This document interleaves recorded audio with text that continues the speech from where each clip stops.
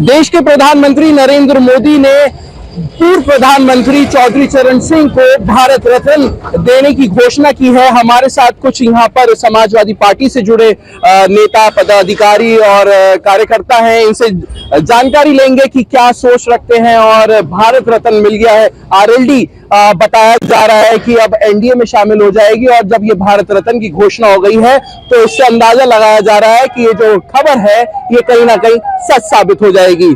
विजय राठी जी हमारे साथ, क्या कहना चाहते हैं? भारत रत्न चौधरी साहब को घोषणा हो गई है, ट्वीट करके जानकारी भी दी है नरेंद्र मोदी जी ने। देखिए, ऐसा है, भारत रत्न उनको अब नहीं, उससे बहुत पहले मिलना चाहिए था। हम लोग तो बहुत पहले से मांग करते रहे और ये कोई खैरात में दिया ना, ये हक था उनका। लेकिन सवाल मेरा ये है कि जब 10 साल से आप 10 साल पहले प्रधानमंत्री बने थे तो तब आपने क्यों नहीं सोचा?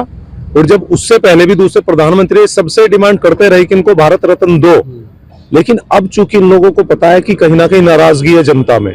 उसी का एक और उदाहरण था कि बिहार में जो कर्पूरी ठाकुर थे उनको इन्होंने भारत रत्न दिया। ये वो लोग हैं जिनको भारत रत्न दिया, जिनका ये लोग विरोध करते थे। लेकिन आज चूंकि पता है कि इनके मानने वाले बिल्कुल इनके सामने, इनको सत्ता में नहीं आने देंगे और कहीं ना कहीं ये सत्ता खोने का डर भी है। और ये डर ऐसा चला कि लेकर के बिहार से और उत्तर प्रदेश पहुंच गया। और सिर्फ उत्तर प्रदेश में नहीं, मैं कहूंगा कि पूरे देश में। उस समय पे प्रधानमंत्री थे, हमारे नेता थे चौधरी चरण सिंह, जो 8-8 राज्यों में मुख्यमंत्री बना देते थे। आप ही बताइए कितना समय बीत गया। इतना समय, ये तो एक चीज है कि किसी का हक है जो इन लोगों ने अपने पास रख रखा है, वो आज निकाल के लिया है। तो इस पे बहुत ज्यादा प्रधानमंत्री घुस हो या भारतीय जनता पार्टी घुस होने की जरूरत नहीं है। लेकिन चौधरी साहब के समर्थन करने वाले तो बात है कि इतने दिन बाद जो काम बहुत पहले होना चाहिए था, वो दबाव के बाद, इतने दबाव के बाद उन्होंने ये दिया है। अब बहुत ज्यादा रोक भी नहीं पाते क्योंकि बहुत उसमें आवाज थी। माननीय अखिलेश यादव जी ने भी कुछ टाइम पहले डिमांड किया था ये कि जब आपने कर्पूरी ठाकुर जी को दिया तो चौधरी चरण सिंह को भी दें और कई दूसरे भी। अच्छा, परसेंटेज जिनके साथ जो डिमांड रखी है हमने। अच्छा, आपके साथ जो गठबंधन में पार्टी थी आरएलडी, वो कहीं ना कहीं अब ये लग रहा है कि एनडीए में शामिल हो जाएगी। इसको किस तरीके से देखते हैं? चुनाव में क्या आपकी प्रक्रिया रहने वाली है और रणनीति रहने वाली है? अब नहीं, गठबंधन में कोई शामिल नहीं होने वाले। गठबंधन हमारा मजबूत है। हम लोग सब मिलकर के चुनाव लड़ेंगे। आदरणीय जयंत चौधरी बहुत समझदार नेता हैं, राजनीति को जानते हैं। वो उनसे कतई हम लोगों को ना उम्मीद है और हमें विश्वास भी ये है कि वो आदरणीय चौधरी चरण सिंह की विरासत को कहीं नहीं जाने देंगे। और जिस तरीके से वो इन तानाशाह लोगों से, चाहे वो दूसरी पार्टियों या ये लोगों, वो लड़ते रहे हमेशा, उन्होंने कभी समझौता नहीं किया। तो हमें भी पूर्ण रूप से यही उम्मीद है कि वो भी कभी समझौता नहीं करेंगे और गठबंधन के साथ ही मजबूती से हम लोग लड़ेंगे। ठीक है, और भी लोग हमारे साथ, क्या कहना चाहते हैं? चौधरी चरण सिंह जी को भारत रत्न मिल गया है तो कहीं ना कहीं आपको भी लगता है कि एनडीए में आरएलडी अब शामिल हो जाएगी? भारत रत्न मिलना अलग चीज है और एनडीए में शामिल होना एक अलग चीज है। एक डिमांड थी उनके आरएलडी की, जहां तक हमारे सूत्रों ने बताया कि एक डिमांड रखी गई थी कि भारत रत्न मिले चौधरी साहब को, तो हो सकता है कि एनडीए में शामिल हो जाए। ऐसा है क्या? किसान का मेरे वर्ग की मांग की है तो आरएलडी ने सभी किसान का मेरे वर्ग की पैरवी करने वाली पार्टियों की डिमांड थी कि चौधरी साहब को भारत रत्न मिले। लेकिन दूसरी चीज ये लगता है, हमें नहीं लगता कि जयंत चौधरी जी इस किसान का मेरा वर्ग को इन पूंजीवादी लोगों के तले रखने का काम करेंगे और इन किसानों को इन तानाशाह लोगों के जबड़े में देने का काम करेंगे। हम जयंत चौधरी से उम्मीद नहीं कर सकते। नहीं करते उम्मीद। आपको क्या लगता है, क्या कहना चाहते हैं? अब तो भारत रत्न मिल गया है, आप पर्सनली इसको किस तरीके से देख रहे हैं? नहीं, बहुत बढ़िया बात है, भारत रत्न मिल गया, लेकिन बहुत पहले मिल जाना चाहिए था। अब से जो है बहुत पहले मिल जाना चाहिए था, क्योंकि किसान नेता रहे हैं और प्रधानमंत्री रह चुके पहले, तो इससे पहले मिल जाता तो और बढ़िया बात रहती। ये तो जबरदस्ती लिया गया दबाव में। आप विपक्ष में हैं इसलिए तो नहीं कह रहे? या नहीं, हम तो सही कह रहे हैं, जो कह रहे हैं बिल्कुल, पर मिल गया, ठीक है, बहुत अच्छी बात है, स्वागत है। क्या कहना चाहेंगे? आप तो युवा हैं और राजनीति से काफी समय से जुड़े हुए हैं। चौधरी चरण सिंह को हमेशा से ये कहा गया कि भारत रत्न मिलना चाहिए, ये डिमांड उठती रही है, अब मिल गया, अब इसको किस तरीके से देख रहे हैं?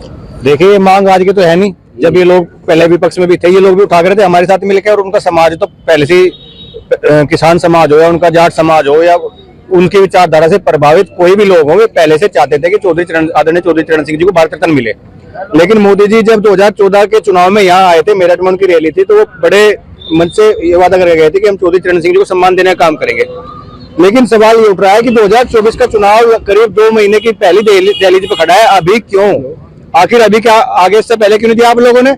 और आप लोग 2024 से पहले उस समय को नहीं उठा के देखते जब आपने चौधरी सिंह पे उनके लड़के पे देर आए दुरुस्त आए देर आए, लेकिन पहले क्यों नहीं आए? चुनाव में लॉलीपॉप देने के लिए आए क्या? हमें दिया, बहुत अच्छी बात है, हम स्वागत करते हैं। हमसे नहीं पहले देने भारत रत्न मिल रहा है, इसको लॉलीपॉप थोड़ी कह सकते हो आप। बिल्कुल कह सकते हैं। चुनाव से पहले क्यों ले आए आप? चुनाव से पहले आपकी एक बार पहले सरकार आगे जा ली। आपने अभी कर्पूरी ठाकुर को दिया, उसके बाद आप में लगा कि पश्चिम उत्तर प्रदेश के और यहाँ के पूरे तमाम उनके विचारधारा से जुड़े हुए लोग रोष में है और दिल्ली की ओर कूच न करते हैं। मैं तो अभी बता तो रहा था कि दबे कानों में ये आवाज थी कि अभी कुछ लोग दिल्ली की ओर जाने वाले थे और वे कहने वाले थे कि अगर आदरणीय कर्पूरी ठाकुर जी को भारत रत्न मिला तो चौधरी चरण सिंह जी का तो सबसे हो सकता है कि पहले बैठता था। तो आप उन्होंने दिया, हम उनका स्वागत करते हैं।